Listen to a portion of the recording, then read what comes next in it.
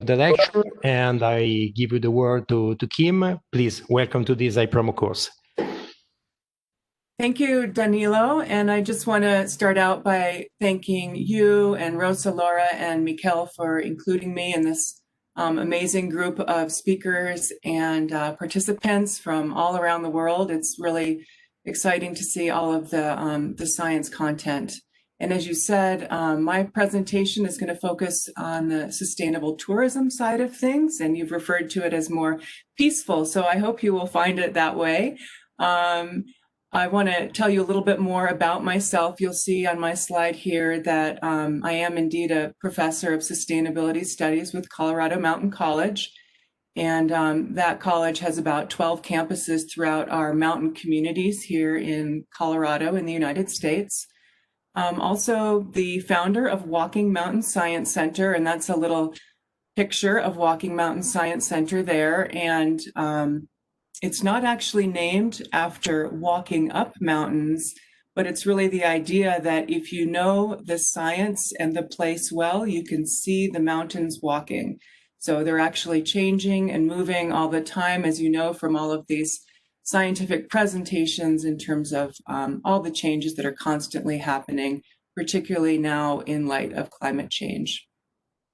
And then I also serve as an elected official on the Vail Town Council. So I'm the mayor pro tem of our mountain village here in Vail, Colorado. And I have lived here all of my life and have really become passionate about mountain issues, science, sustainability, and looking towards the future in terms of what we can do to make these good places for our community members and our visitors alike.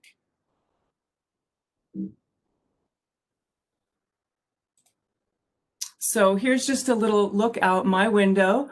As I said, I live in Vail, Colorado, which is a fairly industrialized ski area, mountain village.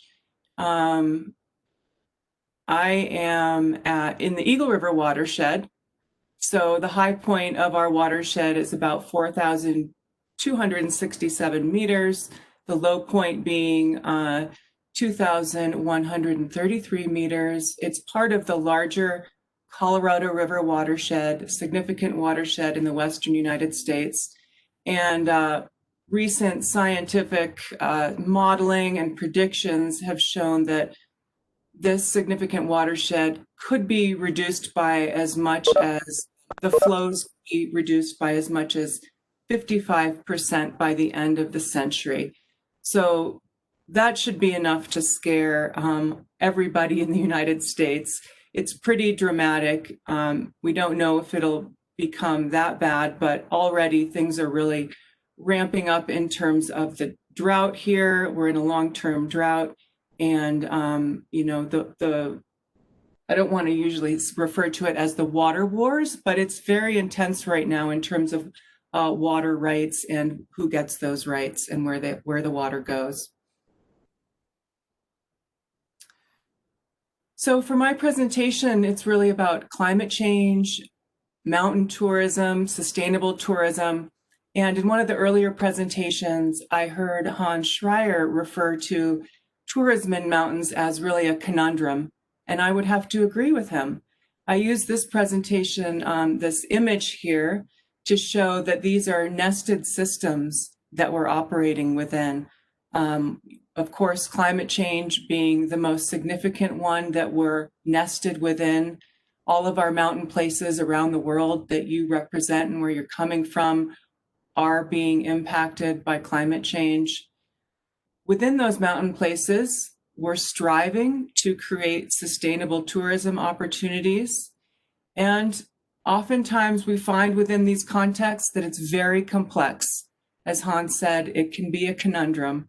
But I also believe there are creative solutions. So that's what I'm going to try and share with you a little bit today. And love to hear your thoughts and questions related to these complexities and creative solutions.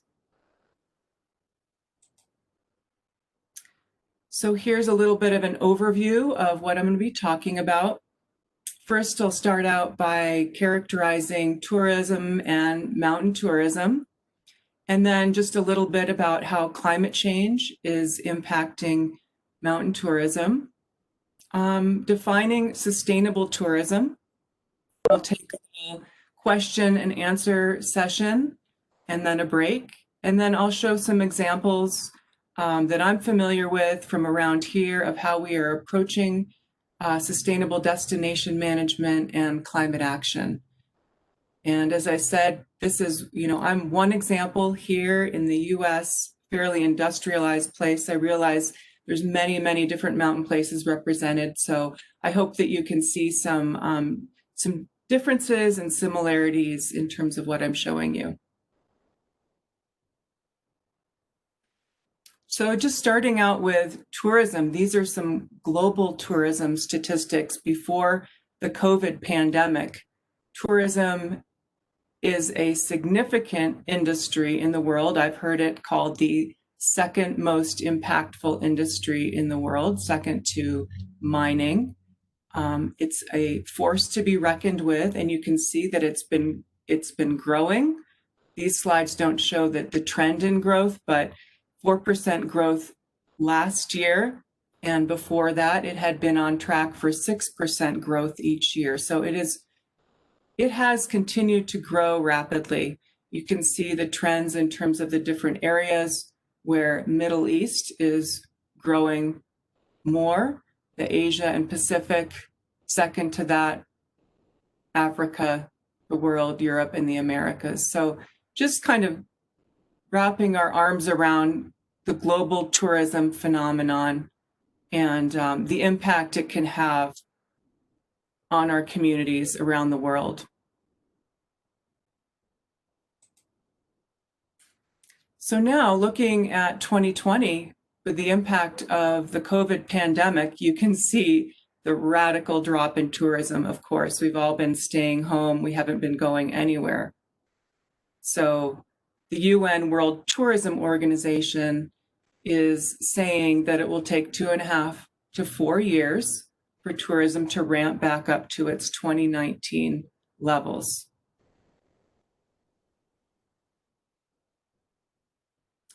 I can tell you from what I've seen in my mountain community, tourism has not slowed down very much around here. In fact, it's really changed the dynamics. So during this time where it is slow is an opportune time to really think hard and work together on implementing sustainable tourism standards, systems, and controls in anticipation of a tourism rebound. It's a little bit of a breathing space, perhaps, to think about what sustainable tourism can look like in your mountain communities and how to implement, as I say, standards and systems and controls to protect your communities, your people, and the mountain ecosystems. So mountain tourism is about 15 to 20% of overall global tourism. It's anticipated to increase with climate change and due to the pandemic. And I'll just mention that someone alluded to that in one of the earlier presentations. Many people are moving to the mountains because of climate change to get away from the oppressive heat. They may be moving to the mountains part-time. And we have definitely seen an increase, a huge increase in that with the pandemic. In my village here, we have people coming from around the country who are buying up all of the properties and have decided to settle here and perhaps wait out the pandemic until things get better in the cities where they live. So it's making it very, very challenging for the local community and workforce here to find affordable housing. So with all of this, it really requires focused attention on sustainable solutions. I just want to get into thinking about the specific dynamics of mountain tourism and the resource characteristics, which I'm sure you are all very familiar with at this point in time from hearing the presentations. But in terms of global tourism, mountains can be thought of specifically as having these 6 interrelated characteristics. So in terms of diversity, of course, there's a great deal of ecological diversity due to the elevational gradients and life zones within mountains, the topography, so rich diversity. And also that lends itself to cultural diversity, that people who have adapted over thousands, hundreds of years to live in these mountain places, very special cultures, unique around the world. Marginality, that's really suggesting that mountains are on the margins. They are not often thought of in terms of larger decision making at state centers. So they're somewhat on the margins of access to resources and decision making bodies. They can be difficult to access, which has its pros and its cons. Pros in that it is, it's difficult to get there. So when you get there, you find something special. Cons that it is expensive for people to travel there. And sometimes people may not want to put that effort into it. They are fragile in terms of the ecosystems. You've heard about climate change, erosion, fires, things of that nature. So there are fragile ecosystems that need to be protected from tourism. They often provide niche opportunities for tourism, so unique to each mountain place. What types of activities, what activity niches will your sustainable tourism model provide? Will it be hiking, trekking, skiing, more of a cultural focus? So each place is very different in terms of its own niche. And then, of course, the aesthetics. People love the mountains, and they are inspiring and beautiful and invigorating places that people seek out in terms of rejuvenating themselves and recreation in terms of recreating themselves in some cases, but very highly sought after. And I can only see this trend continuing into the future. And all of those 6 characteristics I just mentioned are all interrelated and dynamic. So when planning for sustainable tourism, it's important to think about these components and how you will address each one of those.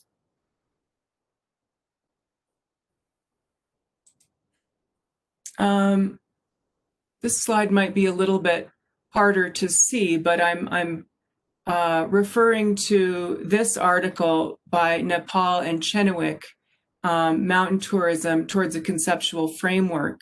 So you can see in the supply section, those are the 6 characteristics. And then on the demand section, we have 3 types of users that you really need to think of. You need to think of tourists and those visitors, but you also need to think of local recreationists who are going to be using the tourism assets, the natural resources, and amenity migrants. Those may be people who have actually just moved to the mountains. They can work remotely, but they have moved here just because they want to experience the mountains. And where I am here, we call them part-time residents or second homeowners, but we have an increasing number of those. In fact, we have as many as 70% of our residences occupied by part-time residents. So that can make a huge challenge on housing, as I mentioned before. So Nepal and Chenoweth are suggesting that you think of your tourism management in terms of zones. So you've got the tourism center, which would typically be around the mountain village. You've got the front country activities where there's going to be a mix, and then you've got the backcountry activities. And we're seeing a huge growth in those backcountry activities. Backcountry skiing, people are going further and further into the mountains. Access has increased with more mechanized and motorized ways of getting there. Electric bikes and so forth are really allowing people to get further into the mountains than ever before. This is breaking those characteristics down again into a little bit more detail, talking about the attributes, which I already mentioned, but also the implications for tourism. So I won't go through all of those, but they're there for your reference to think about when you're planning sustainable tourism, what are some of the things that must be considered specific to mountains? And this is just thinking about those mountain recreational zones once again, really the intensive activities happening in the tourism center and planning for that. Really thinking of, creating more of that density in the center, different types of front country activities that can be experienced by those who may not have access or desire to go so far into the mountains, and then those backcountry activities.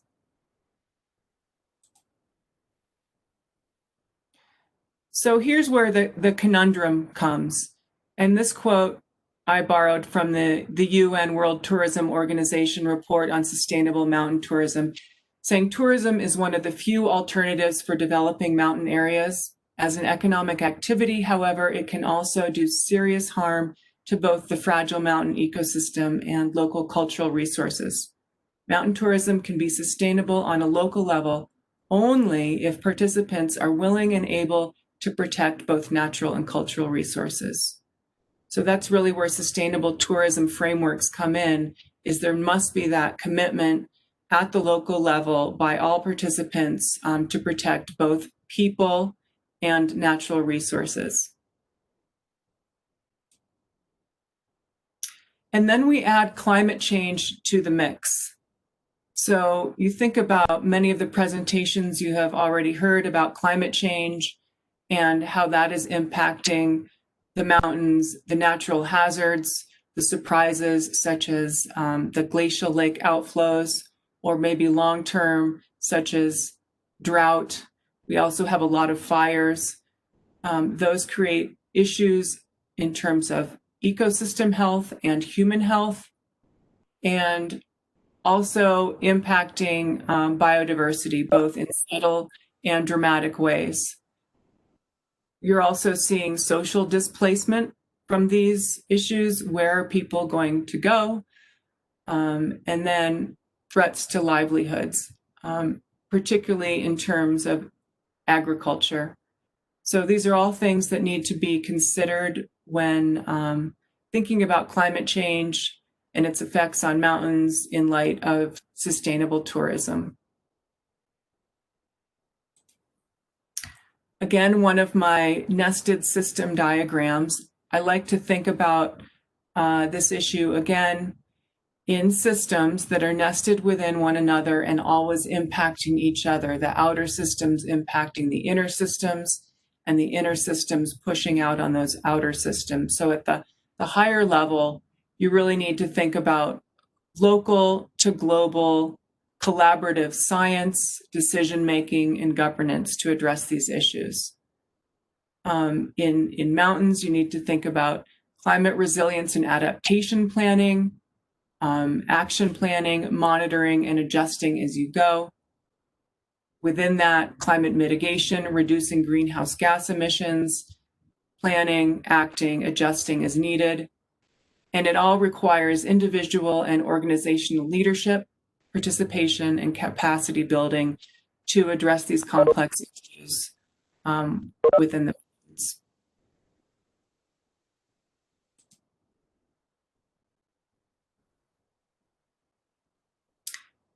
again, I've said this before, so really focusing intentionally. And this is where I live in Vail, Colorado, and Vail is about 60 years old in terms of its tourism presence in the ski area.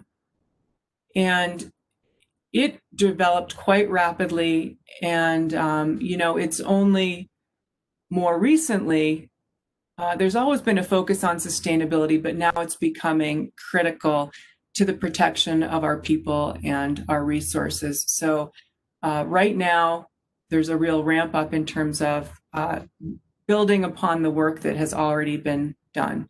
So what is sustainable tourism? What are we talking about? What does it look like?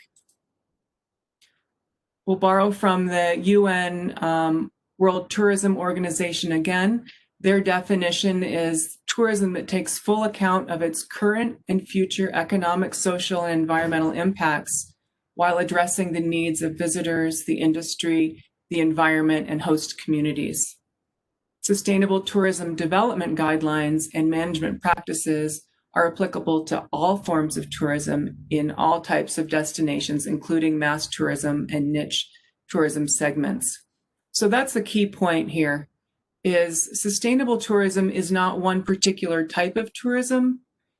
It is an all-encompassing way of thinking about tourism that may include other segments such as ecotourism, responsible tourism, and we'll get into that a little bit more, but it's not to be thought of as a particular niche. It's more of an umbrella that can be all-embracing.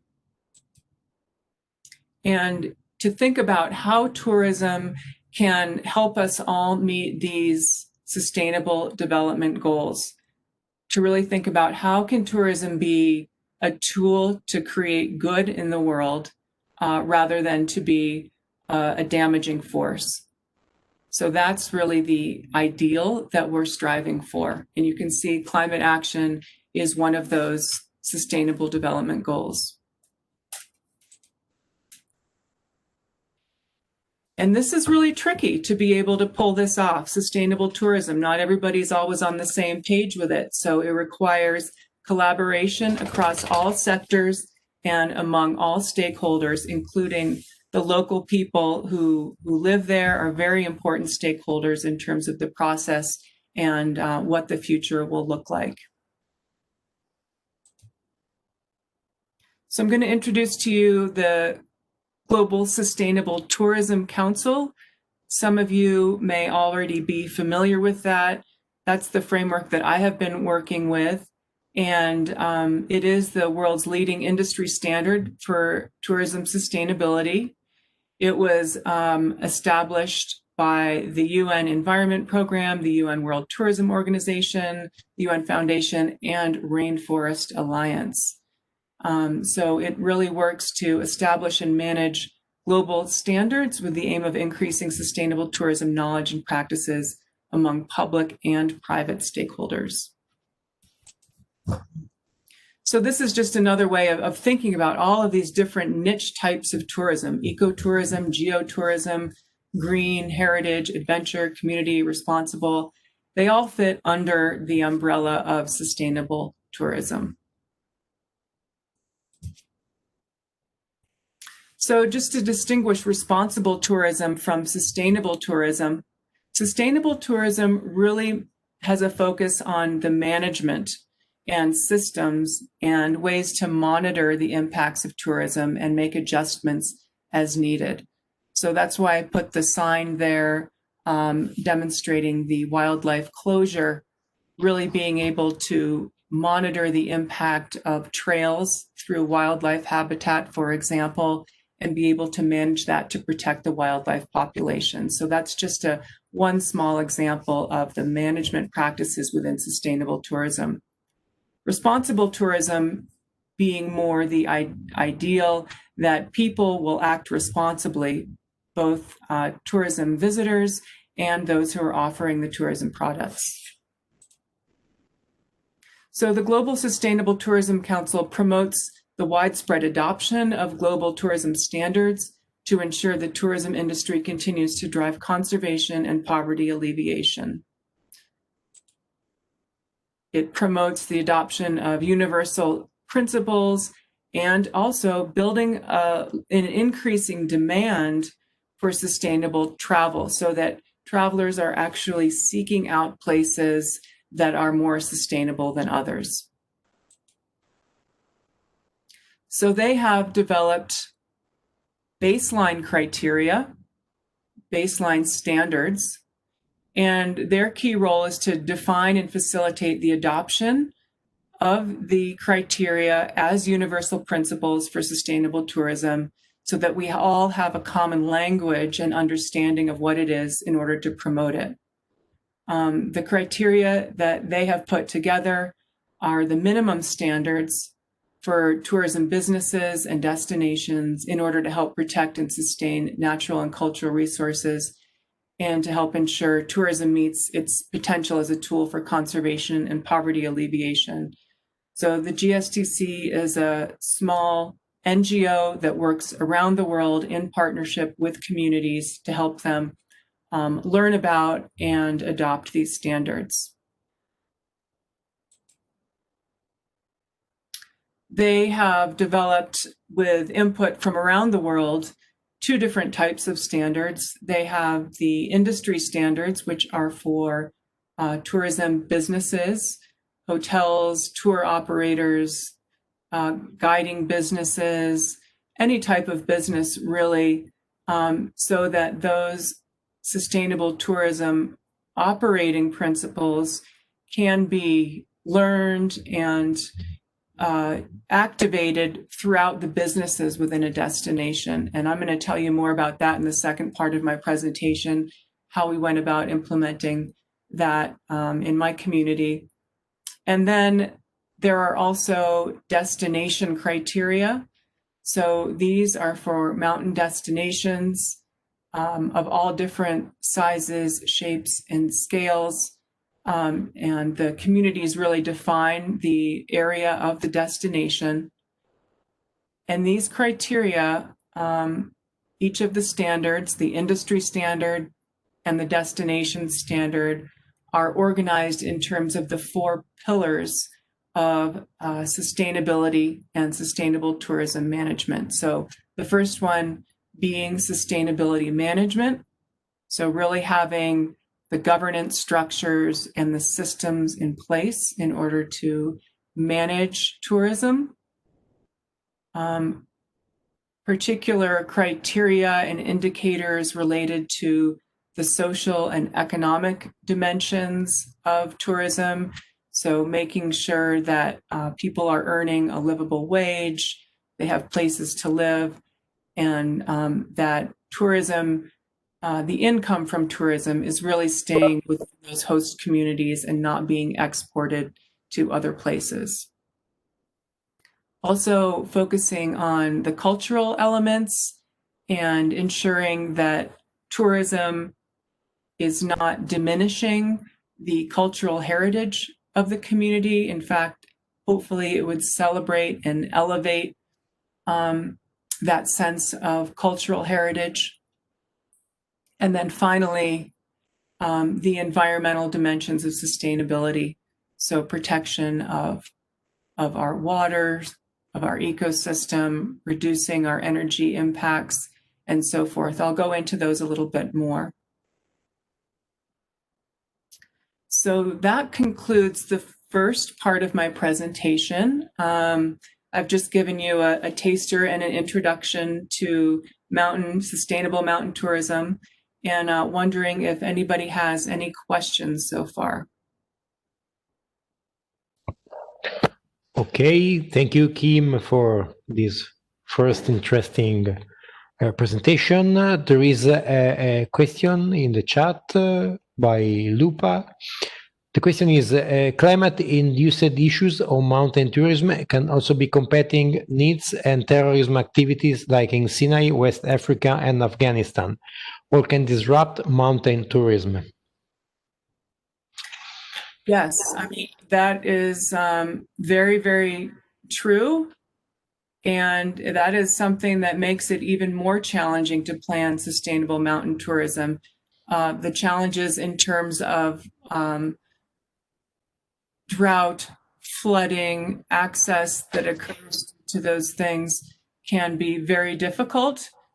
So yes, you have to ask yourself the question, is sustainable tourism really something that is going to work in light of some of those climate change issues? And how can you create tourism offerings that are lower risk than others in light of climate change? Okay, there is another, let's say, similar questions from Katiana. Do you think certification could help the post-pandemic tourism to be more sustainable and adaptable to health issues and climate change threats? Yes, I do. And that's what I'm gonna go into a little bit more. I think because sustainable tourism certification really requires a governance structure and management system. I think it helps put those boundaries and commitments to focusing on reducing the impacts of climate change. Okay, thank you so much. Are there? It's thanks from Katiana. Or there is another question from Lupa. Tourism and tourists have effects in introducing new species of plants and animal in different locations, mostly in rural Africa. Yes, that is a challenge. We call them here the invasive species, and that's one of the criteria that needs to be looked after in terms of sustainable tourism and trying to manage the impacts, of course, reduce those impacts, understand what is changing. This is a very, very challenging area to address. Things are moving around the world more than ever before. The pandemic being an example of that, very difficult to manage those imported species, but there is a criteria within the sustainable tourism standards that addresses that.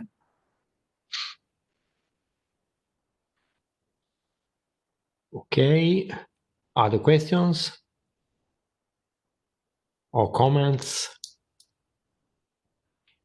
From Mohammed, impact, wait, the impact of tourism, or it's the question is in French, so I try to translate the impact of tourism on local culture, support new practice and habits in the mountain zone that are conservative zones. What do you think there are some of solution for these issues? Well, I think there needs to be significant outreach when promoting those tourism products that educate the people who are going to be visiting and making sure those communities are, I would say, protected from tourism threats. And I think tourism can be a way of creating multicultural understanding and appreciation for the cultures around the world. So travelers need to be mindful and respectful of what they're experiencing in other places, because there is just so much cultural diversity around the world. I don't have a simple answer for that one because that's very, very complex. But I would say that education before people arrive is a very important component of that. Okay, thank you so much. And there is a question from Gabriel. First of all, he thanks you. And then the question is, how could the tourism affect the ecosystem services and specific the water reserves to the increase of wastewater? Well, yeah, that's a very good question too. I mean, when you have many tourists coming, of course, there's a lot more water being used. So simply the infrastructure that's needed to provide drinking water, treating that water, and the sewage disposal systems and treatment of sewage. And we have small mountain streams like the one I showed you at the very beginning. They're very sensitive. So there needs to be quite a lot of good infrastructure in place before any tourism is really advanced, or you could do some serious harm to the water quality and also quantity. And in the ski area types of situations, there's a lot of increasing use of snowmaking infrastructure. So that's drawing a lot of water out of our mountain streams, and infrastructure being built in order to create small reservoirs to pull the snowmaking from. So the water systems in these developed mountain communities are very much instrumentalized. It's like a large plumbing system that can be managed almost down to the drop. So yeah, the water systems are very much at risk and need to be prioritized. Okay, many thanks. There is another question from Carmen. Also, she's thanking you for your presentation. And the question is, in this post-pandemia, in this post-pandemia world, how can we take this opportunity to promote sustainable tourism? Well, that is the question I'm going to pose to you. I'm going to show you a few more ideas about what this means, but it is a time to identify the stakeholders that are important in your mountain communities, bring them together, and have conversations about how to move forward in terms of putting these standards in place so that when tourism comes back, your communities are prepared for it. So right now is a good time to get organized, to pull people together, even though you may be challenged by getting people together physically. You can do this in small socially distanced groups. You can potentially use technology in certain places, but it is important that those conversations continue through this time so you're prepared for when the rebound comes. Okay, thank you so much. There is another question from Paula, again concerning the pandemic. You mentioned tourism in mountain in Colorado has not decreased despite the pandemic. Similarly, Italian Dolomites have also registered a high number of tourists this summer, including new mountain tourists who have chosen mountain as a safe place. Do you think that the presence of new mountain tourism due to the pandemic will have an impact on sustainable development of mountain and touristic infrastructure? How do you think this pandemic will impact on sustainable tourism in mountains? Yes, I mean, that is such a great question, because I think we're going to see more and more impact on our mountains because of this pandemic. I think people are seeking safety in the mountains right now, and that's not going to stop. I think our mountains are going to continue to be perceived and experienced as a safe refuge from the dangers or pandemics, what it might be in the larger urbanized areas around the world. So I think it's going to be even more and more challenging for sustainable tourism. And that's where the sustainable needs to be emphasized over the tourism part of it. As I said, our businesses, many of them have seen record sales for the month of September. We were just talking about this last night at our town council meeting, that as a tourism, we are completely dependent on tourism income here, and September has been a record-setting month in terms of that. Now, that's not to say it might not be just short-term visitors. It may be all of the people who are moving to the mountains here now and becoming new residents due to the pandemic. Okay, thank you. There's another comment and then question from Lupa. Tourism has had a negative effect on the communities in mountain of northern Kenya and Uganda. Tourists have been named in sexual harassment and abuse with indigenous communities. How best can UNWTO increase and cross-check with agency for such violation by tourists? Knowing tourists come with huge finances to influence rural economies. Yeah, that is a very unfortunate situation and something that has to be managed and stopped. And there are, as I said, indicators in the criteria, but that really takes a commitment by the local authorities, the larger state authorities, the governing authorities, and the UN, I would say, to really address those with, law enforcement and whatever is needed in order to make it stop. So that's an unfortunate, very, very unfortunate consequence of tourism. And you wish there weren't people like that around the world, but unfortunately they exist and they need to be dealt with. So you need to get enforcement on your side and to address that. And sometimes that may be unpopular with businesses. So you need to find the support and the influence that you can gather to address that. Okay, thank you. There is a question from Kika. How tourism and recreation can promote empowerment that leads to pro-climate actions? Yeah, great question. There are some good efforts around this part of the country in terms of our ski areas. We feel like the snow is part of our existence here.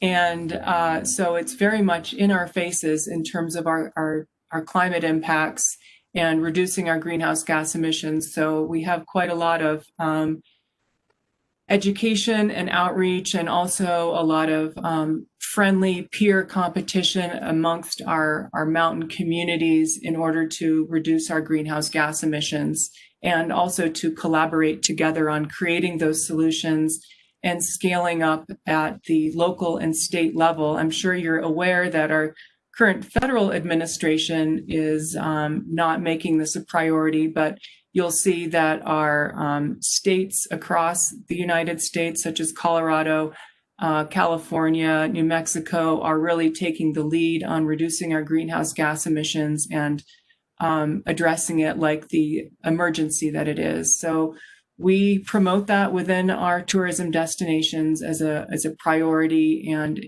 in terms of our infrastructure and educating people, that's really how we're addressing it.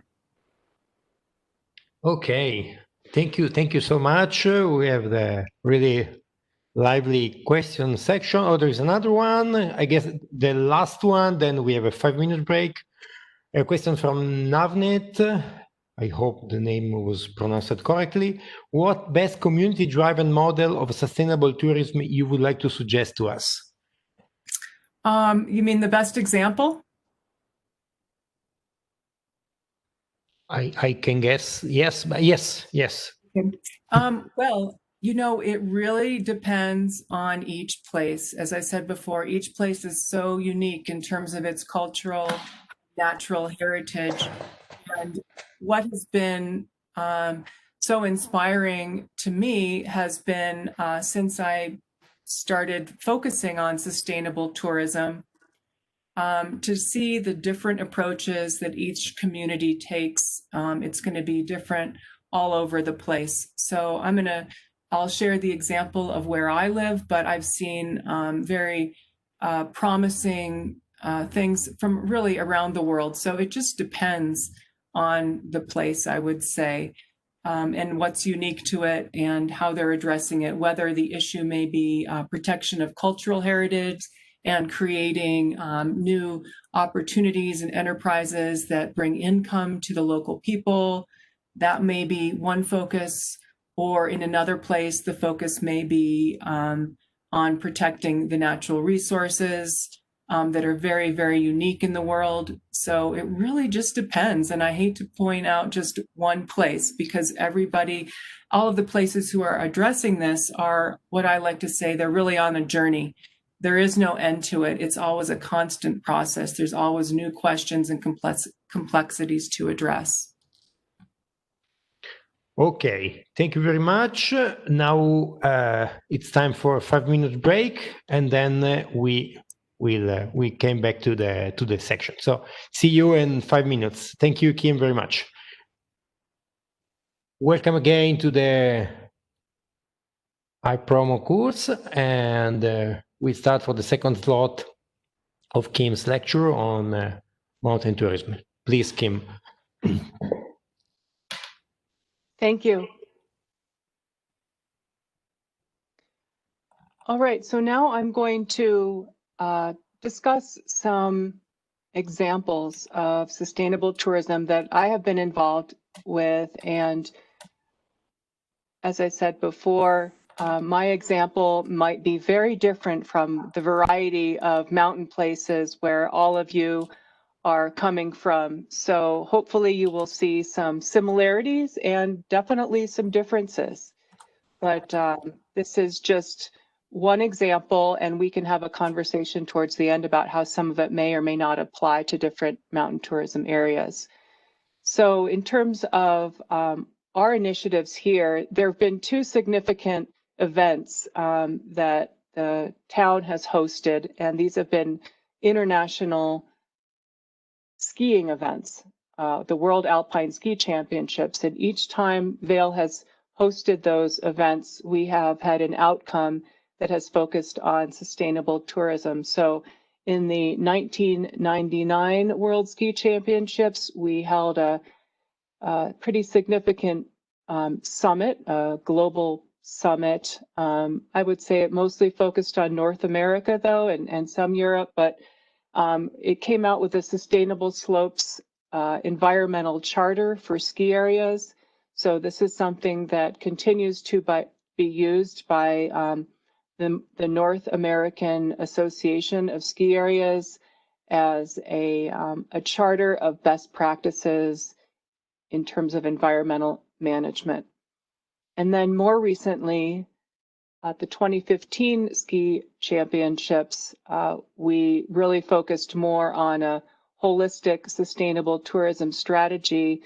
And I happened to be on the Environment Committee. There were a number of host committees for this event, and the Environment Committee was tasked with coming up with an innovative legacy project that would make the destination more sustainable than it was to begin with. So the idea that we'd be hosting people from around the world, and we really have a lot of work to do in order to be more sustainable. So what we decided to do was to implement the Global Sustainable Tourism Council standards. And the question was posed to us by a group called Sustainable Travel International. They said, would you like to become the first certified sustainable destination in the US? And at the time, we didn't even know what that meant. I might have mentioned before that I'm not a tourism professional. I'm really more of an environmental and sustainability professional and educator. And so the focus on sustainable tourism has really been for me since 2013 in preparation for these ski championships. So the little logos here on the screen I'm showing you, we developed the Actively Green Sustainable Business training and certification program for all of our businesses, primarily our hotels, but also any type of business can participate. So we took the GSTC standard and tailored it to our community and achieved recognition through the Global Sustainable Tourism Council. And we call that standard Actively Green. That's just the local brand name of it, but it is a GSTC recognized standard. And then for the destination as a whole, we created the Mountain Ideal standard.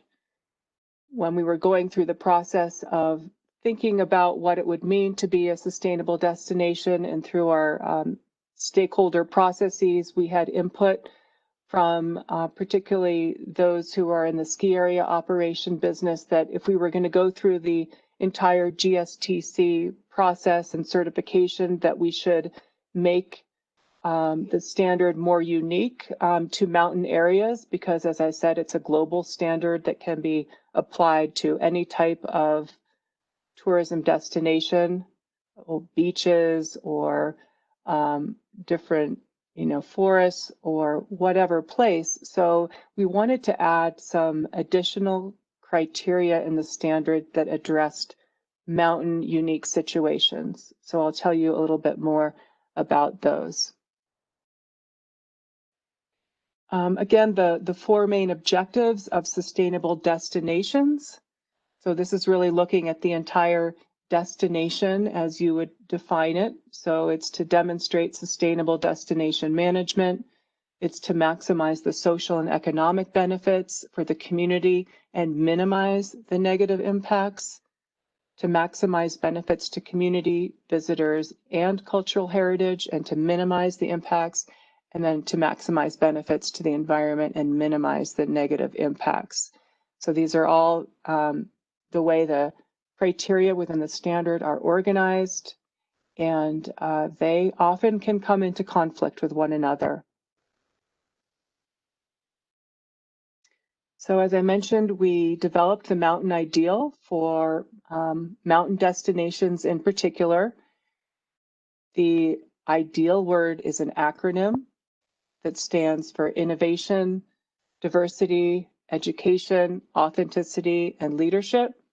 And as we were going through the stakeholder process to really adopt and implement the GSTC criteria, these were values that rose to the top in terms of mountain communities, and looking at mostly mountain communities in the US and in Canada in terms of those really pillar values, I would say, that we all strive for. Innovation being, there's very enterprising people who live in mountains. They're always looking to innovate and create new opportunities or new products, try out new sports, for example. Diversity, a lot of biodiversity, cultural diversity, and really recognizing that diversity and heritage. Education being a super important part of any of our initiatives, educating both our own residents about what sustainability means and also educating the guests. And doing that in a very authentic manner that is true to the place and the people, and not creating something that is really forced and doesn't work well for that situation. And then leadership, realizing that oftentimes difficult decisions have to be made in terms of sustainability and really protecting the natural resources, culture resources. And it's not, I like to say, leadership is not a popularity contest. It is making good, informed decisions that are sometimes not popular. So the Mountain Ideal has 44 criteria and 72 indicators, and they're organized in the four ways there: management, planning, community and culture, and environmental resources. And we use a management system where documents and data are uploaded so that we can keep track and monitor all of these dimensions. So I'll go into each of those four in just a little bit more detail so you can see what they consist of.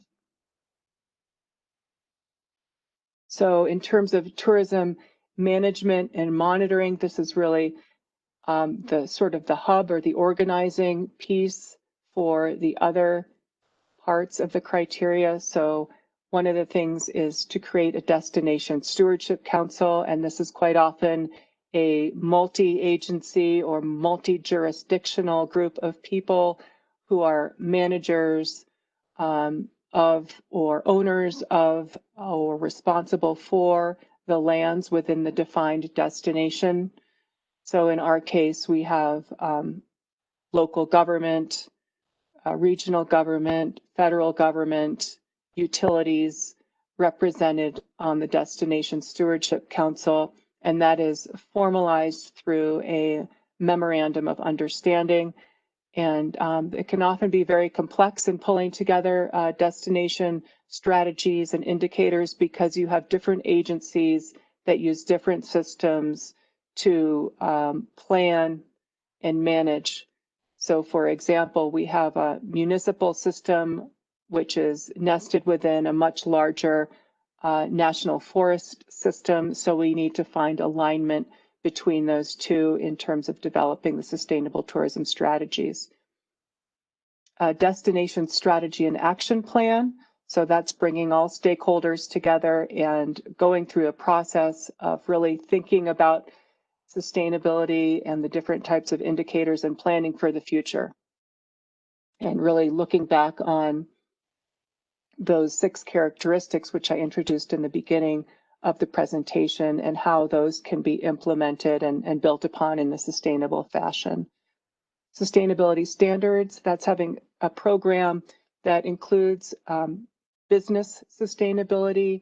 It doesn't necessarily have to offer a certification, but that's where the Actively Green program comes into play in our case, where numbers of businesses are getting trained in sustainable operations, and they are also getting certified in our case. An inventory of all of the attraction sites that are significant in the destination, a visitor management system that addresses each of those attraction sites, and so you can monitor the numbers of people and understand the potential impacts that may occur there, and ways to reduce those impacts in numbers if needed or when needed.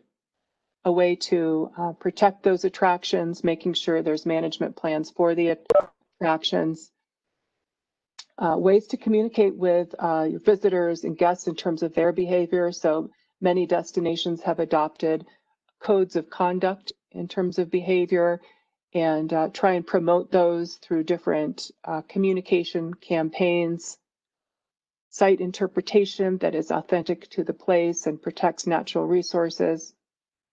And then monitoring the tourism impact. So being able to monitor some of those criteria above, but also monitoring all of the other criteria in terms of the environmental, cultural, and social impacts of tourism.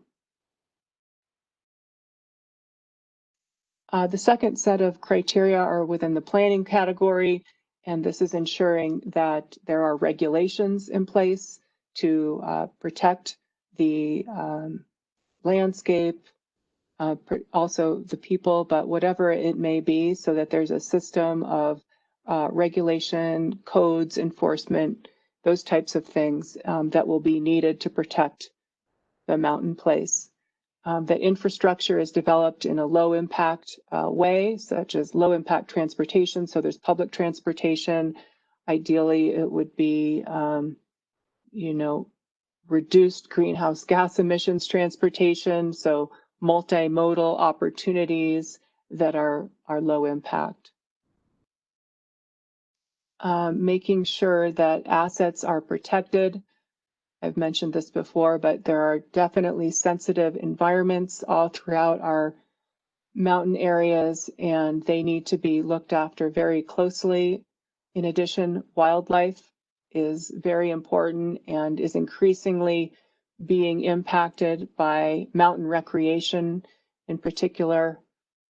We also want to make sure that there is local access so that tourism development does not negatively impact the local communities, and that they have access to the same resources and opportunities that the tourism visitors and guests would.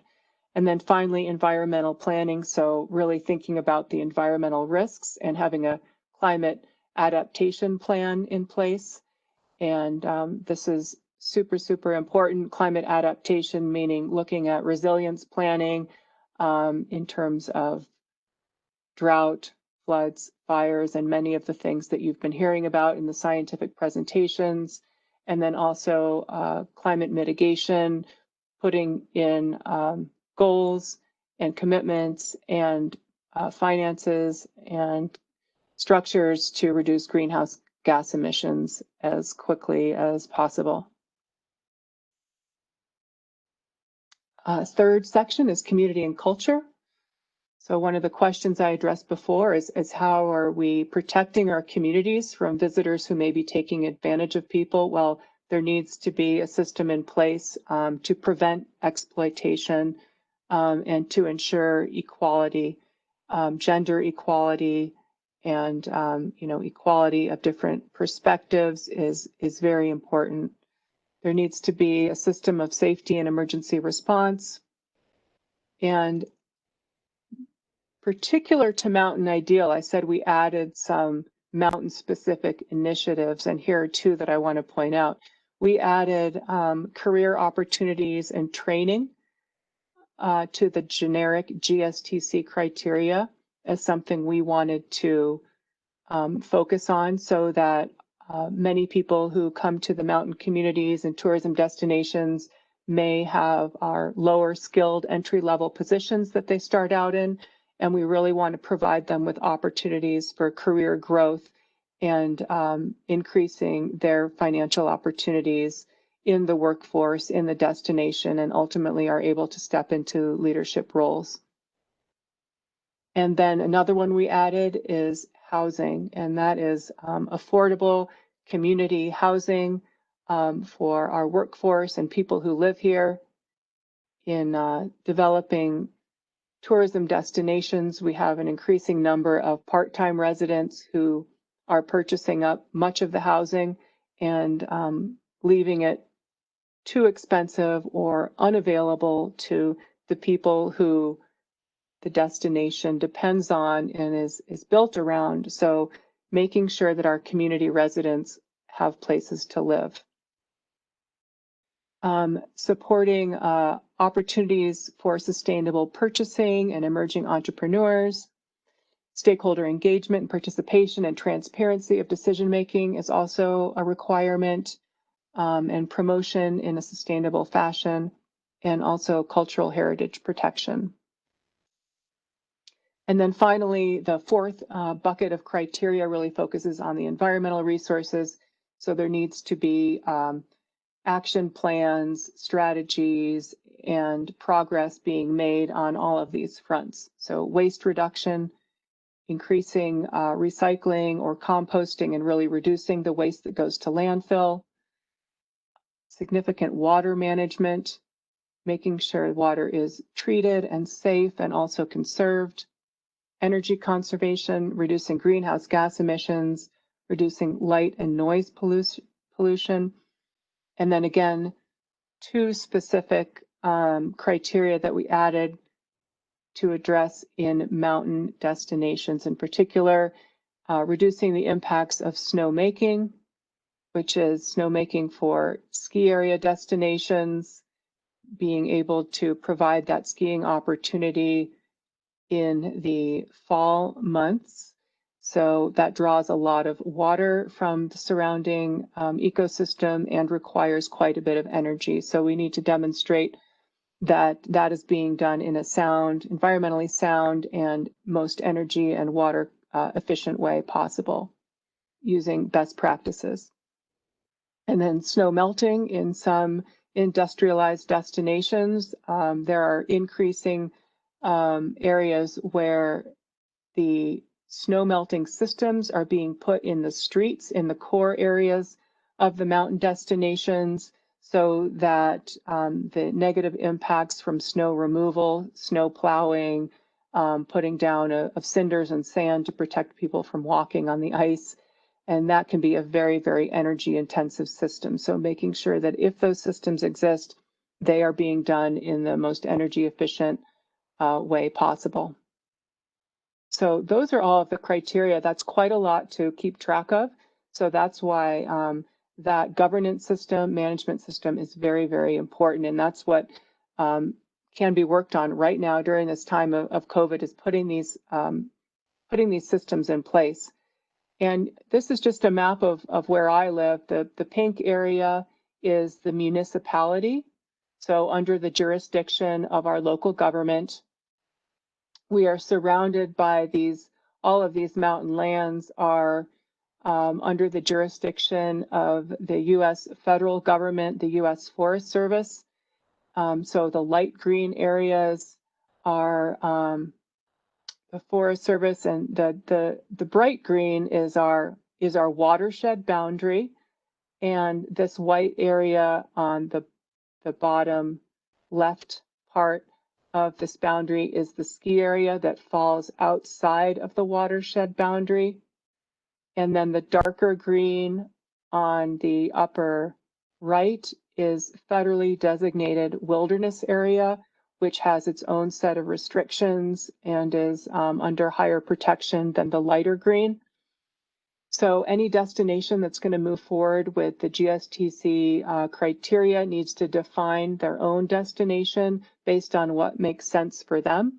Now, we could have made it much more simple for ourselves and just certified and focused the standards on the municipal level, but that would not have been authentic to the visitor and community experience, because when you enter, you don't really see all these political boundaries. It's just one place that everyone is here to experience. So that's the way that we decided to go about doing it.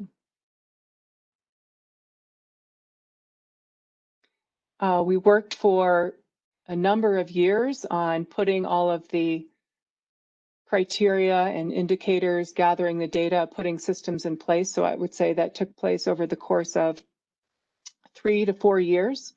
And then Green Destinations is the certification body out of the Netherlands that came to do the audit. And this is Magdalena Muir. She represented Green Destinations. There are only a handful of destination certification bodies across the world.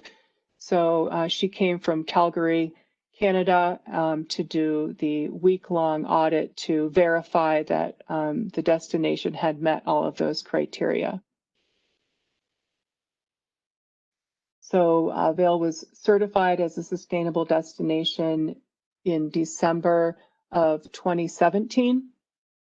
And we just put together a little bit of promotional material to educate our employees and guests on what that means, and to educate them. And this was just a friendly way of expressing the mountain ideal. It may be too small for you to read, but just asking people to take an active role in sustainable tourism and acting sustainably within the destination. So we continue to do that in a variety of ways, and I'll just show you some examples of different initiatives we have going on now. So really trying to reduce waste. We have a community business challenge and get the businesses involved in training, and we do a weekly audit over a number of weeks to have them in a friendly competition to see which business can reduce the amount of waste the most over those weeks. We don't use plastic bags anymore, so we have different shopping bags to reduce waste, because plastic is a serious impact. We have educational programs, Lunch with the Locals, to educate everyone on a variety of topics. So those are hosted right now with the pandemic. We have not been hosting those as much. It's only been virtually, but those are very, very popular for people to come together and learn about some of the sustainability topics.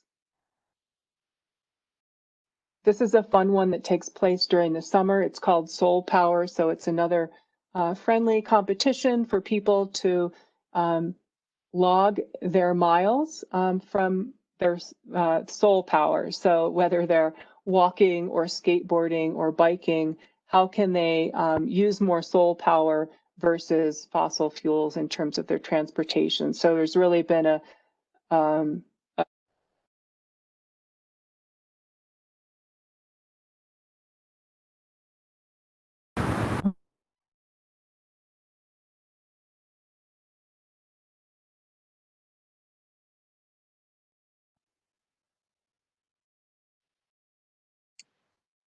Can you still hear me now?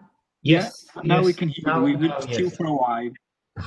Okay, I'm sorry about that. Yeah, I had to put my headphones on because there's a bit of noise going on in the background. So I think for some reason it just disconnected. Hopefully it'll stay connected now. So just talking about the success of this program, people have a lot of fun with it. It's just a friendly competition to see how we can reduce greenhouse gas emissions during the summer months when we can commute primarily on bicycles. Another program to create financial resources for our land and water protection is 1% for lands and rivers. So this is a voluntary donation by the businesses that goes into a fund that is managed by our local NGOs, the Eagle River Watershed Council and the Land Trust. And those funds are given out to projects that can help restore healthy rivers, create clean water, conscientious development, protect wildlife, so a number of things. And that has been very, very successful in its first couple of years. Another one that's been going on for a little bit longer is the National Forest Foundation Ski Conservation Fund. So most of the ski areas across the country in the US are in this program, and with every ski ticket or activity that is promoted by the ski area, they collect $1, and all of that money goes to the National Forest Foundation, and then that money is matched 50 cents on the dollar by federally appropriated funds from Congress, and that money is then given out to local NGOs to do restoration and conservation projects. So it is a substantial amount of money that is distributed on an annual basis. Just in this region, I think there is almost about $500,000 each year that is distributed to conservation organizations to do hands-on work. And this is just an example of the Youth Conservation Corps doing some work at one of our campgrounds. I mentioned before that housing is a significant challenge. So we have in Vail come up with a program that will purchase deed restrictions from people on their homes, so that when these deeds are in place, the only people that can live in them are people that are employed within the destination or within the region. So this is a way of securing housing for our community members and our workforce. And it is voluntary. So, for example, if you lived in a home and wanted to make sure that future generations of people who lived in the community and worked in the community were the only ones eligible to buy it in the future, you could sell a deed restriction and get funds from the municipal government, or the municipal government could approach others and offer to buy those. So it often happens during a real estate transaction. Also, the town is being very aggressive at building new housing developments, and that's what this picture is. So this is a deed restricted housing development that the only people who can live there are families that are involved in the community and working in the community. And this is very important because, as you can see in the photo on the lower left, and the map from before, our mountain communities are bound and very constrained. And so there's very, very little land available for housing. And then I mentioned before also impacts on wildlife. So here we have a situation of two sustainability issues coming head to head. Proposed housing development is potentially being looked at within wildlife habitat, critical wildlife habitat. So these are we need the housing, but we don't want to damage the habitat. So we are working on solutions to find other places, alternatives for that housing. Also, the photo on the right, recreation is on the increase, and scientific studies are showing just how damaging recreation can be on wildlife populations because there's so many more people moving through the landscape. They're doing it more often. They're doing it, in certain cases, they're doing it 24 hours a day for those hardcore people who like to do those extreme events through the night.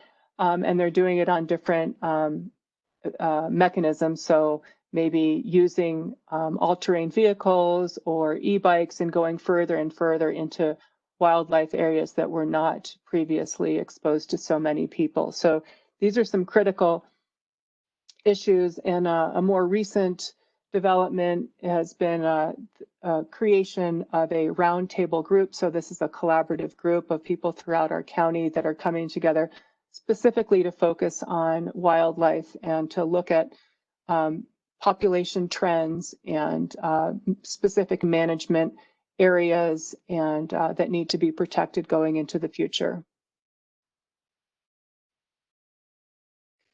So over-tourism is certainly an issue in many mountain destinations. And these are some examples of places that in the past decade have, or more recently in some cases, where we've had to put reservation systems in place in order to limit the numbers of people. And that is certainly something that we were just talking about yesterday on my Vail Town Council, is that we need to start now working on putting those reservation systems in place where they have not existed before, because all of our trails are getting overrun with too many people now, and it's creating a lot of damage on the trail systems, water resources, parking areas, so it's not a pleasant experience. Now I'm going to focus a little bit on our Climate Action Collaborative and what we're doing as a community to address reduction of greenhouse gas emissions, really working together on creating strategies and looking towards the future, working together. So we created a climate action plan in 2016, and that was a multi-stakeholder process that I facilitated, pulling together all the various local governments and major energy users, including the ski area, the electric utilities, the hospital, and other significant energy users. This was really focused on greenhouse gas mitigation and not so much the adaptation piece. And then after the plan was created, we were able to continue on and form a collaborative group that meets as a whole group quarterly, and then there are smaller working groups. And we started this whole process by doing a greenhouse gas inventory, looking at our county's emissions by source. And you'll see on the left it's 2014, and on the right is 2017. And we had a small change, small reduction, too small, but at least it was a reduction instead of an increase. But that was really mainly due to our electric utility increasing their energy supply to more renewables.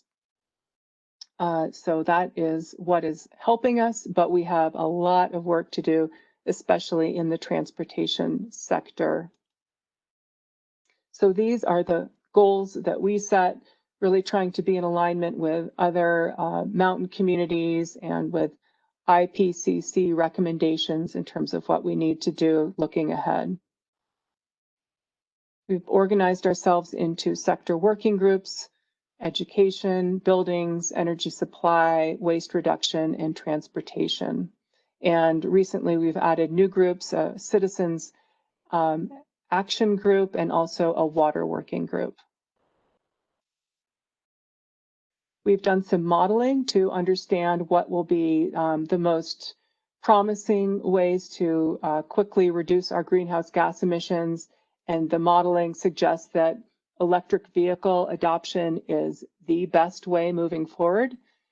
That's because transportation emissions continue to increase while we're able to reduce our emissions from buildings as we transition to renewable electricity supply and increasing energy efficiency initiatives and new building codes. But electric vehicles would be the best, because as the electric grid becomes more renewable, then our transportation sources can be too.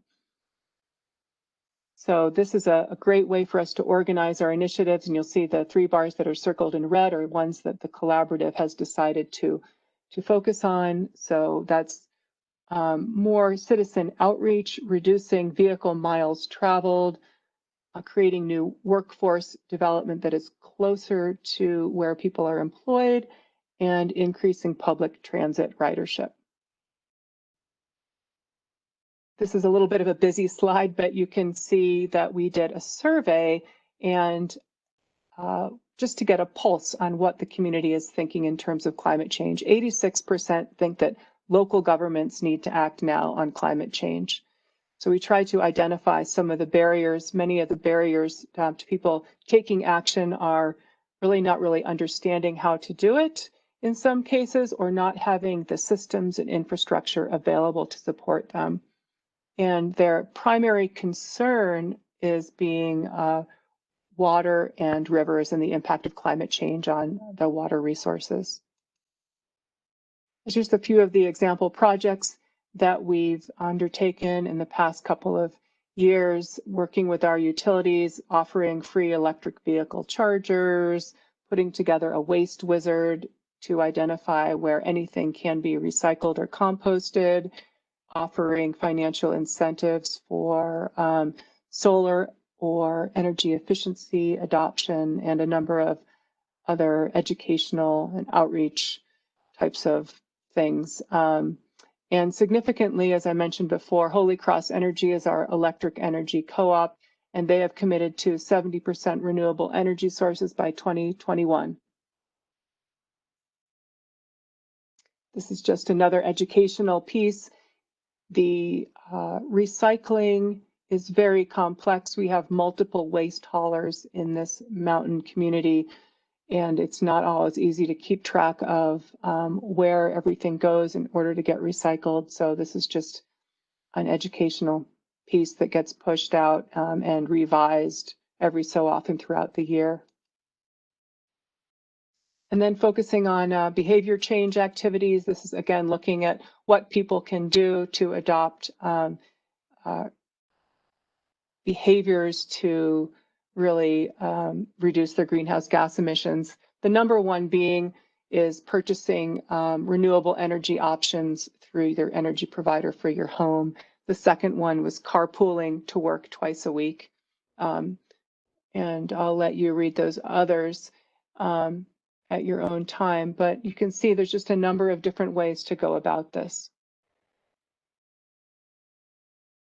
So a little bit of reprioritizing we're doing now. We're implementing a benchmarking program for our commercial buildings, focusing on a better transportation system and multimodal opportunities, really working with our utility providers on the energy supply mix, and focusing on reducing all of the organics that have been going into the landfill. I say that the major accomplishment has been the working together and scaling up of all of these projects. And then not only locally, but in that competitive spirit with other mountain towns across the Western US, there's a new initiative called Mountain Towns 2030, where many of the mountain communities are working together to help one another out, to set goals together, to create solutions so that not everybody has to do the same, duplicate efforts and do research. So we're sharing best practices and really trying to work together on reaching all of these aggressive goals that we've set.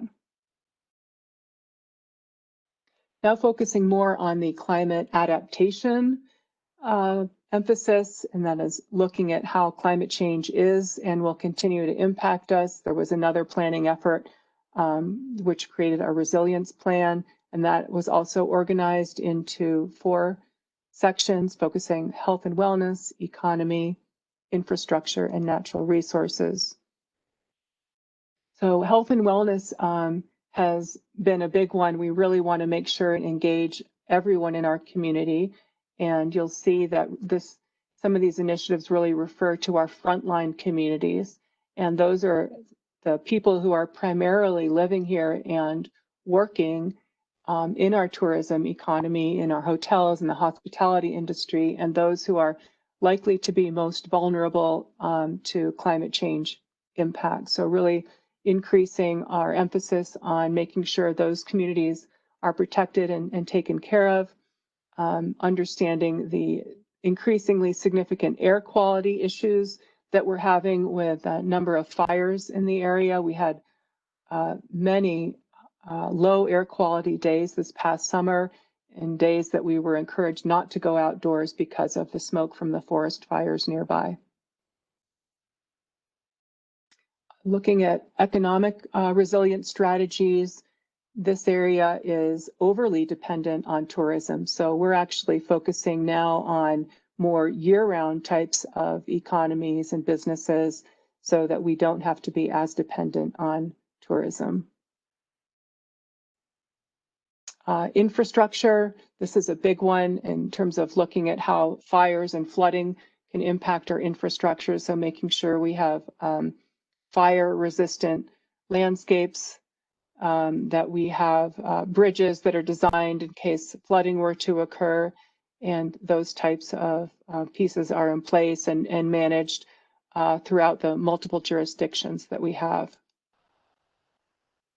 And again, looking at the natural resource strategies, innovative indoor and outdoor water efficiency. So we're going to be in a drought for many years to come. How are we going to work together to manage our water use? I would say that is the primary one. And the threat of forest fires is also very significant. So here's just looking at these past months. We had a number of very large fires across the state of Colorado here. And you can see on this lower map the number of air quality alerts in different areas of the state. And this is just to emphasize that climate change is here and upon us now, and we are in the midst of it. And so the sustainable tourism, destination management, planning, and collaborating together is very, very important. So I will leave you with all of that and ask you if you have any questions now. Thank you, Kim. Thank you very much. There are already 2 questions for you. The first one is from Anna, and is what is the primary challenge in involving the community in the activities that you showed us? Boy, there are several challenges. I would say that we need to make sure that there's a diversity of people represented. So the willingness of people to participate, it may not be their primary priority. Many people are focused on just earning a living, making a living, whether they own the business or work in the business. So just finding the time to engage them in a meaningful process that's efficient and where they feel like they have a voice. That's important. And also, as I mentioned, the different ways of kind of seeing the world and focusing on priorities. So there will be, different agencies have different priorities. So the water agency, the energy, the local municipality, or the economic development. So really bringing them all together to find that shared vision. That can be challenging, but also very worthwhile. Okay, many thanks. There is a question from Sonny Gitu. First of all, thank you for the presentation. And then the question is, how do we reduce carbon emission in sub-Saharan Africa when we currently do not have a clean energy, sanitary waste disposal site, and most carbon-emitting equipments are dumped in Africa?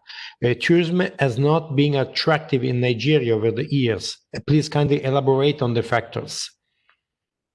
Yeah, that's going to be a very important focus for your area, and I am not as familiar with that area. So I would say it's going to take those who are familiar with those systems and willingness on a part of people who have the financial resources to make investments, to put some seed funding in place to catalyze and start up some initiatives that show some promise. So this is where leadership is really needed to identify those opportunities and those real challenges and to bring people together to create plans. So I can't say specifically how that will work in that area, but it sounds like it's a high priority for you. So I would encourage you to find some allies and networks that can help in that. Okay, a question from Kika. Inspiring example. However, a big challenge for mountain tourism in developing countries is having the access to the financial resources needed for sustainable initiatives. Any recommendations? Yes, I would say you may need to look outside of specific places and find some foundations that have a priority to support this kind of work, to bring the resources in that you need. And although it may look like we have it, we have all the resources we need, we quite often need to rely upon outside sources of support, whether it's financial support or even intellectual support, or just outside third-party knowledge and facilitation to help bring this together, because oftentimes it may not be available within the mountain communities itself. So that's where I would say the Mountain Partnership and developing the networks that it's focused on, and the capacity building and identifying those outside resources that may be interested in helping out. Different foundations, NGOs can be quite helpful. Also, potentially government initiatives that can help get things started. Okay, thank you. Now there is a question from Gabriel. I was wondering if environmental impact assessment is conducted in the tourism industry on mountains. If so, how is assessed the cumulative effects for the different activities in watershed, and how are the EEA implemented towards monitoring environmental affected? Who enforce it? That's a good question. Yep, oftentimes there'll be different agencies that are enforcing. So for water, that's probably the main one. There are regular monitoring on a regular basis that is done by our water utility and water agencies. And so always looking at annual changes in the macroinvertebrate populations as an indicator of water quality, and identifying measures to improve the water quality. Non-point source pollution makes it very challenging, but if there are people who are damaging, there are regulations in place, particularly when it comes to building codes and effluent, so that's a little bit easier to manage. In the case of wildlife, that's more difficult to manage. That's under the jurisdiction of our state and federal wildlife agencies. And then our trails, those are primarily monitored by the U.S. Forest Service, and those are very, very difficult to enforce. I mean, because you have just numbers of impacts of people, sometimes it's not easy to identify where that impact is just coming from the numbers. So those agencies, the Forest Service in particular, in partnership with the municipalities, need to put reservation systems or restrictions on the numbers of people. So those are just three different examples of how that ongoing management, monitoring, and enforcement occurs. So it will depend on the unique characteristics and agencies for each different mountain place. Okay, thank you so much. Now there are two questions from Antonio. I will read the first one. First of all, he thanks you for the presentation. First question is, it seems that sustainable tourism requires strong monitoring and control processes. How can you deal with it in the global south, which is characterized by weak institutions and local communities with low power over governmental structure and medium and big investors? That's a very good question also. Well, this is where I think there's a great potential for capacity building and bringing together local communities. Oftentimes, the larger governments are not going to prioritize this in many cases, and that may change over time. Maybe they will more so in the future, but this is where the power of local communities and citizen involvement can really help. And if you use something like the Mountain Ideal or GSTC criteria, it really gives you a framework to bring people together. And it starts with training and education, and then building from there and identifying that shared vision and that governing stewardship council that can work together and be influential together, so you can push that influence and power out and potentially gain more support from the larger government jurisdictions. So I'd say it's really focusing on empowering and training the local communities in finding ways to work together. Okay, there is the second question now. In the Andes, local communities depend on their own food production, and probably is the case of most of the global South Mountain local communities. Do you think that tourism could be a threat or an ally in order to guarantee food sovereignty? I do. That is not my area of expertise, but I do feel that tourism can be a complementary economic development tool in those areas, particularly when it comes to a growing interest in food and the impact of food production on our climate, our ecosystem health, and our own individual and community well-being. Food is probably the most natural and enticing way for people to enter into the realm of sustainability because it impacts them on a daily, if not hour-to-hour basis in terms of what they're putting into their bodies and how their choices in terms of food are making impacts on the world. So I think connecting those local production systems and being able to authentically create tourism opportunities and stories that really enhance and enrich those local communities and food production and local products. I saw in the very introduction of IPROMO, Rosa Lara was talking about the Mountain Partnership seal or label of a mountain community created product. I think there's a good number of creative opportunities that may exist in those smaller communities that are more agricultural subsistence based. Okay, thank you so much. Now we have the last question of the session, and it's from Katiana, and the question is approximately which percentage of visitors that you have support sustainable initiatives? So were you, what is it, which type of visitors are supporting it? Is that right?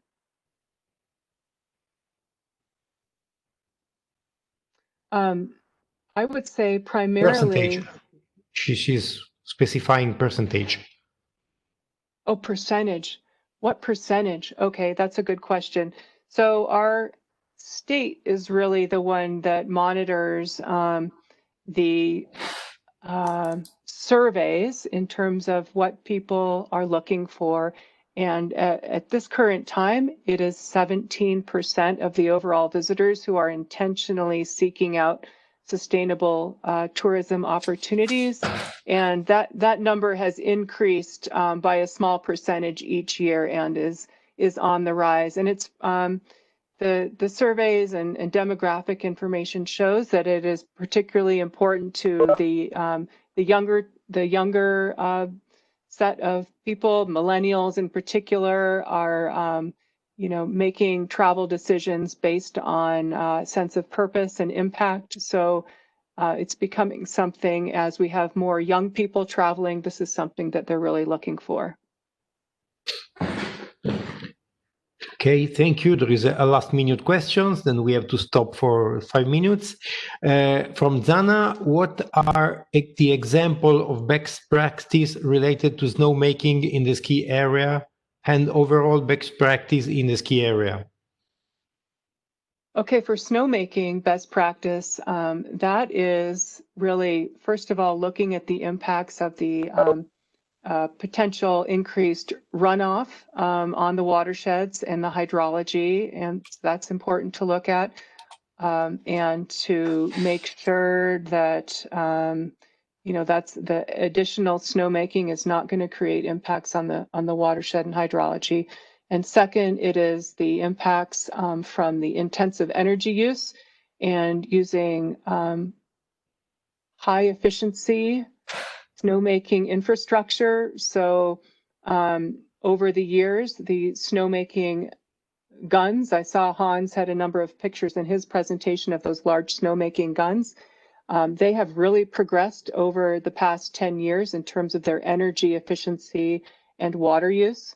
So making sure that the ski area is using the most efficient technology possible, and then also managing the watershed and where the water is being pulled from, and making sure that there is a sufficient amount of water in the waterways during the time when that water is being pulled from the streams and creeks. And that timing is typically during the driest time of year at the, in the fall before the winter, when the creeks are at their lowest. So oftentimes, as Hans mentioned and demonstrated, there are small reservoirs that are being built to supplement, to make sure those in-stream flows are adequate for the aquatic life. So those are the three areas, very important focus for best practices.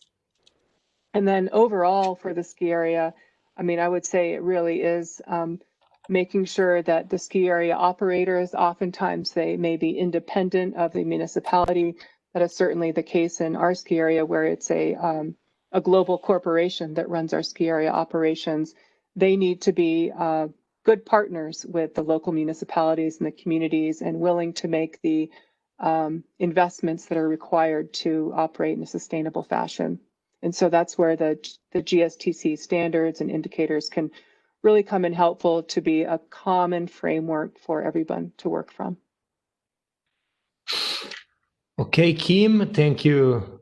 Thank you really much for your very interesting presentation. So also beautiful images of mountains. So this is really pleasant. We have to resist a little bit because Rosa Laura has a short announcement before closing the session.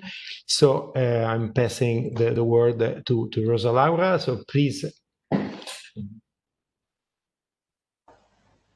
Hi, yes, I'm here. Hi, good afternoon, good morning again, everyone. And a big thank you to Kim. It has been really very interesting to hear your presentation. Now, this is a message for all of us. I have the pleasure of introducing Francesco Casolo to you. Francesco is an Italian writer with a very strong interest in social and environmental issues. And you may have seen a message from my side. I sent it to you a few weeks ago because Francesco wants to write a book about with stories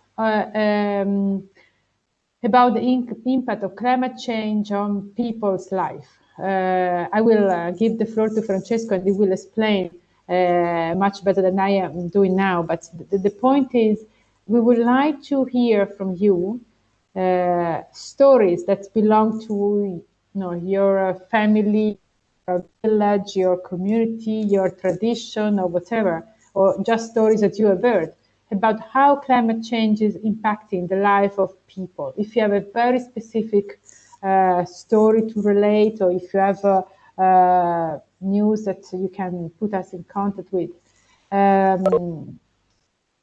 Francesco will provide the details. But what I would like to say is that it's very important to communicate how climate change is changing the life of mountains. We know that mountains are early indicators. They are very and seriously hit by climate change, but this is often not properly communicated. So we think that through also literature, through the emotion of a novel, we can be able to reach out to a broader audience and be able to secure more investment, more attention, more action for building resilience in mountain communities and for mountain ecosystem. So after all this, I have the pleasure of introducing Francesco to you and give the floor to him. Thank you.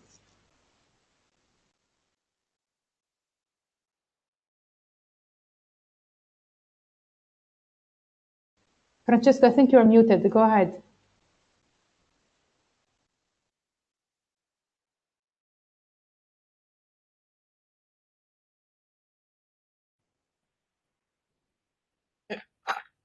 I guess Francesco has disappeared from the...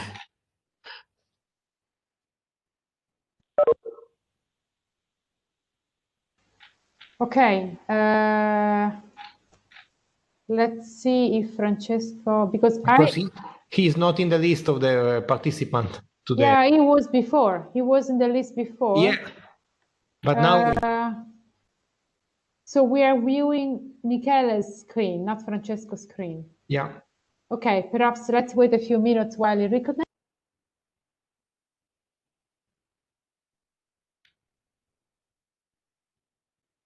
Summarize what I think it's very important if you want to join me in this project. I think that maybe now you see me in because I can see myself on the video. Just a second, makes everything easier if I can see you. Okay, can you see me now? We can hear you now. Okay, you can see. Okay, but I go on with the phone. I just have to. What?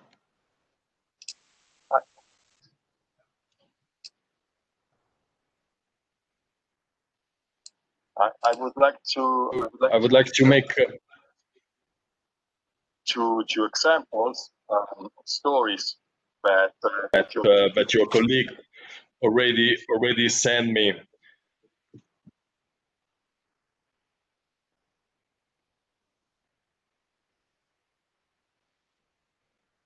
The audio is very disturbed. Oh.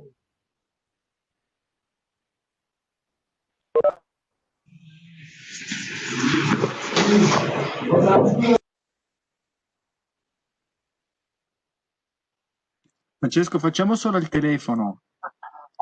Sì, solo che devo spegnere qui perché sennò... Sì. Okay. Ogni tanto funziona e rende la cosa abbastanza impossibile.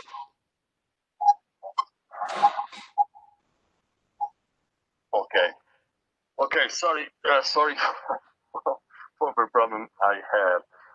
As you can see in the slide, I just put some features that are important for the project. As I said, I'm looking for stories of climate change, and looking for these stories. I would like to have the context. I would like to have some hero or some heroine. I would like to have the global and the local, and the evolution of this story. Just to make two examples.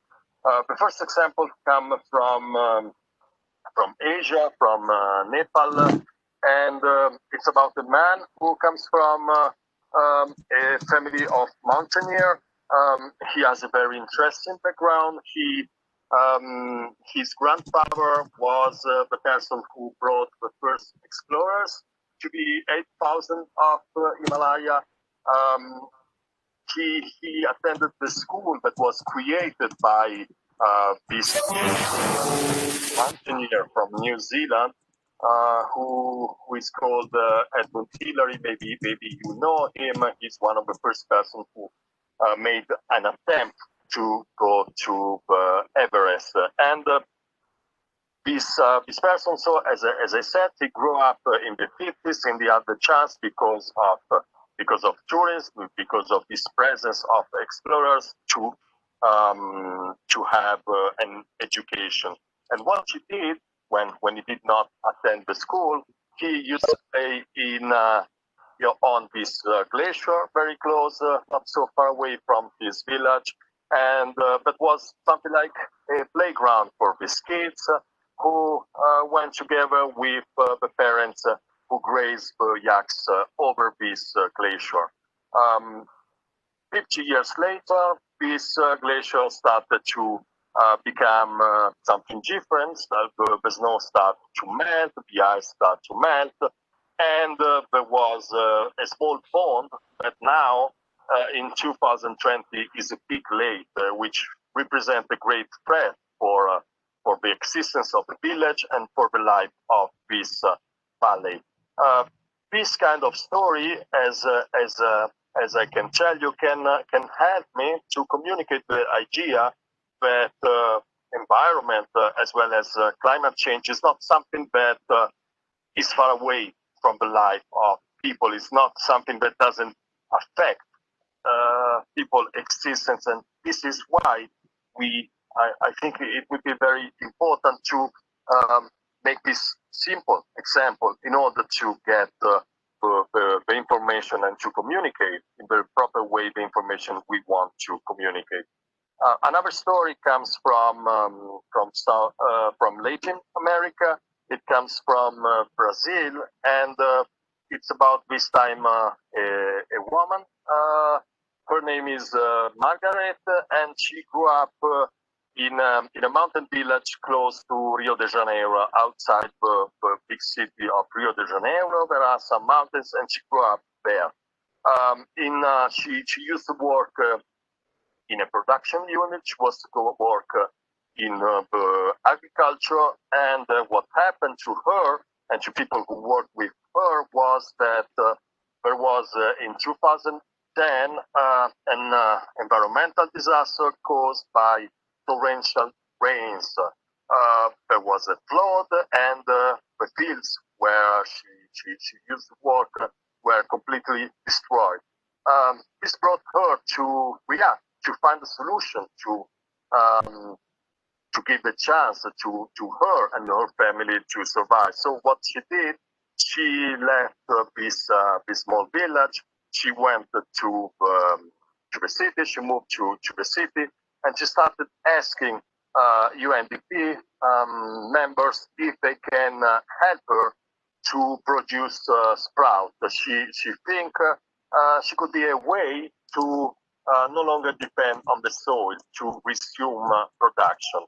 In the meanwhile, she was already a biologist, and she made a master degree. She got the master degree, as well as some years later she made a PhD. This brought her to find a solution to this problem, to this environmental disaster she had to experience, and she brought her to change her existence as well as her village existence. And now she is a person who is still working on this field, and who is still working for the community where she lives. As I said, they are very simple story. We don't need anything too complicated or anything too specialistic or too scientific.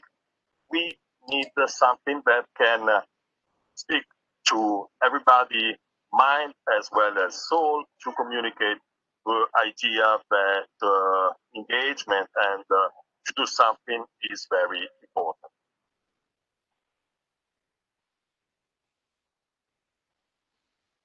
Okay, so thanks a lot, Francesco. I think Rosalare would like to add something more, please. No, I would just encourage all the participants to share with us stories. Perhaps we should provide the email to which these stories can be sent. I think Danilo can send you an email with the address to which these stories can be sent. And if you want to communicate with Francesco, you can use that channel. We strongly encourage you to join this Mountain Partnership initiative, this activity. We do a lot of things at political level within the UN, the United Nations systems, in the various COPs of climate change, etc. But we think it's very important to complement these more formal activities, these more institutional activities, with also something that is more emotional, that can really reach people in a more direct way. And we count on you, because we know that many of you are coming from mountain areas and are linked to mountain villages and communities around the world. So we strongly encourage you to share your stories, and also to reach out to your friends and colleagues for stories, and send it send it to us. Climate change, as you know very well, is a very serious issue for mountains ecosystem, for mountain people, and we need to join forces. And we think this could be an important contribution to this battle. So thank you so much. If Danilo agrees, he will send you an email with the details. And that's it from my side. Over to you, Danilo. Okay, thank you, Rosa Laura. Thank you, Francesco. There are a couple of questions, Danilo. Yes, and but Rosa Laura specified that there will be all the details in the email. So you will find all the details you need, the contact, the deadline, and so on in the email that Rosa Laura will send. So you can find everything you need in that email. Thank you very much to Kim. Thank you very much to Francesco for the presentation, and I would like to open the microphones for the final applause.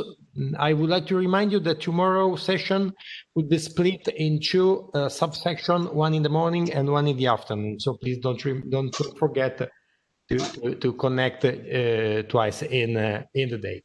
Okay, so now I'm opening the microphones. Thank you very much for everybody, and see you tomorrow. Thank you, Kim. Thank you, Francesco. Thank you. See you tomorrow. See you tomorrow.